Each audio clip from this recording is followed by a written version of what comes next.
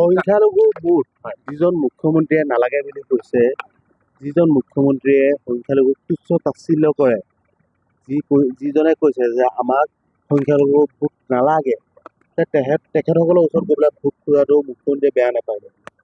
এতিয়া কি হয়, এতিয়া মানে এতিয়া ইলেকশ্যন আহিছে বুলি মুখ্যমন্ত্ৰী ডাঙৰীয়াই এতিয়া সংখ্যালঘু ভোট খুজি ফুৰিছে নেকি? ইমান দিনে আপোনাৰ ভোট নালাগে, বাংলাদেশী, বিদেশী, অবৈধ বাংলাদেশী বিভিন্ন ধৰণৰ কথাৰে সংখ্যালঘুবোৰক গালি পাৰি আছে। মাদ্ৰাছা আপোনাৰ ভাঙিলে, এইবোৰ যে কৰিলে, এইবোৰ ক্ষেত্ৰত আমাৰ সংখ্যালঘু মানুহবোৰো সজাগ হ'ব লাগে। আৰু মুখ্যমন্ত্ৰী ডাঙৰীয়াও ইমান বছৰ, বিগত 3 বছৰ যে তেখেতে সংখ্যালঘুক তুচ্ছ তাচ্ছিল্য কৰিলে, তাৰ যিটো ভোট খুজি আছে এইটো আচৰিত কথা।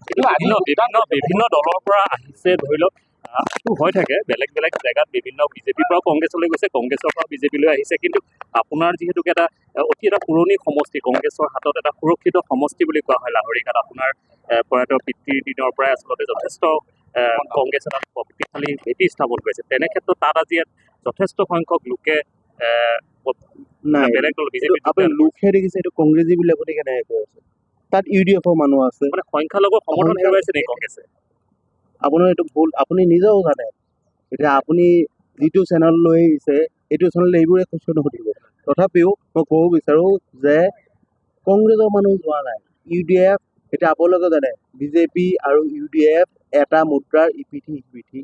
UDF-ৰ মানুহবোৰক সিহঁতে বিজেপিলৈ ডাইভাৰ্ট কৰিছে, যিহেতু UDF-ৰ ভোট এতিয়া পালে UDF-ৰ কেণ্ডিডেটটো নিজিকে, সেইটো তেখেতসকলেও জানে। যেতিয়া সিহঁতে মিলি জুলি যিহেতু কংগ্ৰেছক গাদীচ্যুত কৰিব বিচাৰি আছে কংগ্ৰেছৰ প্ৰাৰ্থীজনৰ, যে সিহঁতে মিলি জুলি অংক কৰি পেলাই যিবোৰ AJPৰ সমৰ্থক আছিলে, যিবোৰ AIUDF-ৰ সমৰ্থক আছে, সেইবোৰক মিলি জুলি এতিয়া বিজেপিত জইন কৰাই আছে। এইটোত আমাৰ কংগ্ৰেছৰ কোনো ক্ষতি নহয় আৰু আমাৰ কংগ্ৰেছৰ ভোট ইনটেক্ট আছে। আজি কেইদিনমান পূৰ্বে প্ৰদ্যুৎ বৰদলৈ ডাঙৰীয়া আপোনাৰ এখন লাহৰীঘাটত এখন সভা অনুষ্ঠিত হৈছে, সভাত আপোনাৰ কৈছিলে যে আপুনি তেখেতক মাজে মাজে পাহৰি যায়, এইটো সন্দৰ্ভত কি আচলতে গোটেই বিষয়টো আচলতে স্পষ্ট হৈ ৰ'ল যে কিহৰ কাৰণে এতিয়া আপুনি চাওক, সেইটোৱে কৈছো, আপোনালোকৰ যিটো চেনেল, সেইটো চেনেলে সেইবোৰ বস্তু সেইফালে লৈ যাব।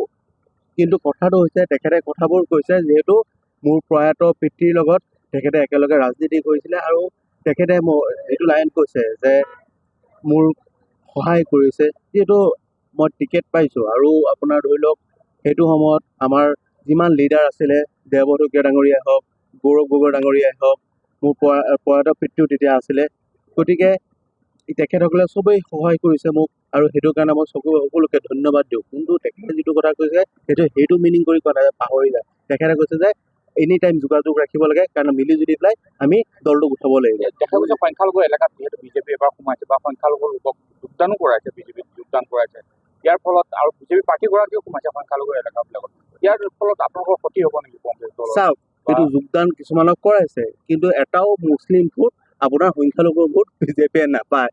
এইটো আপোনাৰ দৃঢ় সত্য কথা, সেইটো চাই ল'ব আপোনালোকে নিৰ্বাচনৰ পিছত।